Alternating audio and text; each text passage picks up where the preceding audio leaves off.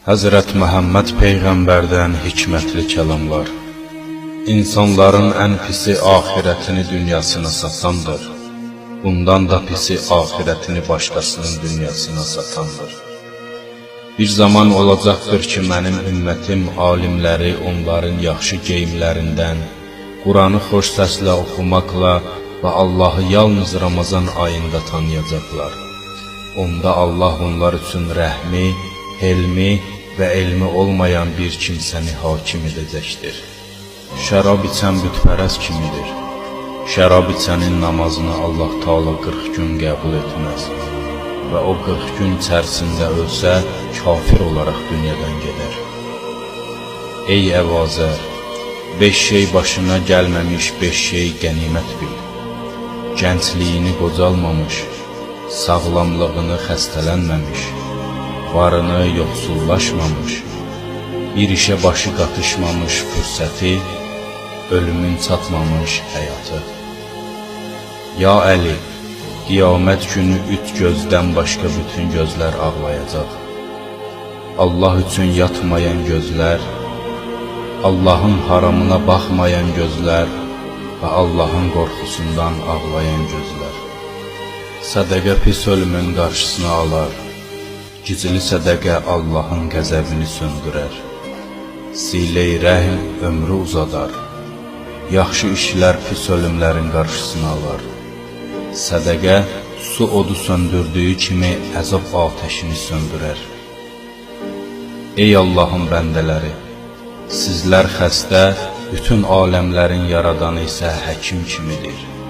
Xəstənin xeyri öz istəklərinə yox, həkimin tədbirlərinə əməl etməkdir. Ona görə də nicat tapmaq üçün Allahın əmrinə təslim olun. Həcc hər bir imkansızın cihadıdır. Halal mal qazanmaq cihaddır. Elmi gizlətmək yol verilməzdir. Xeyir işə vasitə olan və onun baş tutmasına səbəb olan şəxs xeyri yerinə yetirən kimidir. Hər bir yaxşı iş sədəqədir. İnsanlarla xoş davranmaq sədəqədir. Xoş söz sədəqədir. Abır-həyanın qorunması üçün sərf olunan hər bir şey sədəqə savabına malikdir.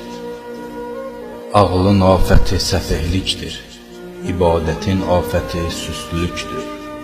Şücaətin afəti zülm etməkdir. Səxavətin afəti minnət qoymaqdır. Gözəlliyin afəti özünü bəyənmə və təkəbbürdür. Əsl nəcabətin afəti iftixar etməkdir. Dinin afəti nəfsi istəklərinə tabi olmaqdır. Xoşbəxt odur ki, başqalarının başına gələnlərdən ibrət alsın. Günahın kəffarəsi peşman olmaqdır. Cümə namazı kasıbların həddidir. Oruc cəhənnəm odu qarşısında sipərdir. Mülayim və xoş rəftar olmaq bütün hikmətlərin ən üstünüdür. Qənaət mümkün olmayan bütün işlərin sərmayəsidir. Əmanətdarlıq ruzi gətirər, xəyanət fəqirlik gətirər. Sübh çağı yatmaq ruzini kəsər. Əmmamə mələklərin tacıdır. Həya başdan ayağa xeyirdir. Həyanın xeyirdən başqa səmərəsi yoxdur. Məscid pəhrizkarların evidir. Elmin afəti unutqanlıqdır. Sözün afəti yalandır. Təqva ən şərəfli əməldir. İmkan olduğu halda borcu qaytarmamaq zülmdür. İmkan olduğu halda dilənmək atəşdir. Allahın neymətlərini yada salmaq həmin neymətlərin şükrüdür. Fərəcin intizarı ibadətdir. Üç cür adam Allahın qəzəbinə gələr. Tox ola yeyən, gününü yatmaqla soğuran, mənasız yerə gülən. Evlənməyə qadir ola evlənməyən kəs məndən deyil.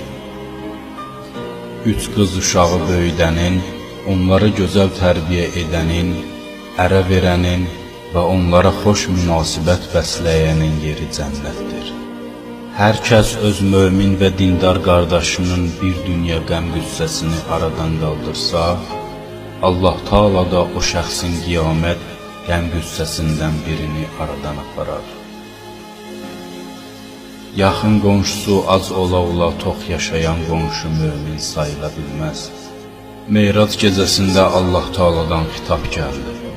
Ey Əhməd, mənim məhəbbətim kasıbları və fəqirləri sevməkdir. Belə isə fəqirləri özünüzə yaxınlaşdırın, onlara öz yanınızda yer verin ki, mən də sizə yaxın olum. Möminin xərci azdır, mömin ayıq-sayıq və zirəkdir.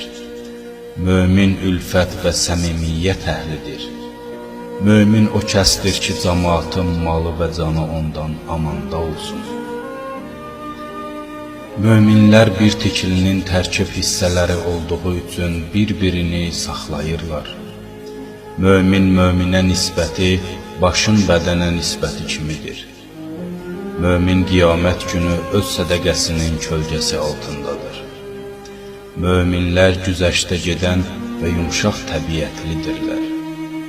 Qış möminin baharıdır. Mən sizin aranızda iki şey qoyub gedirəm. Əgər onlara tabe olsanız, heç bir zaman yoldan çıxıb azmazsınız. O iki şey Allahın kitabı və mənim əhl-i beytimdir.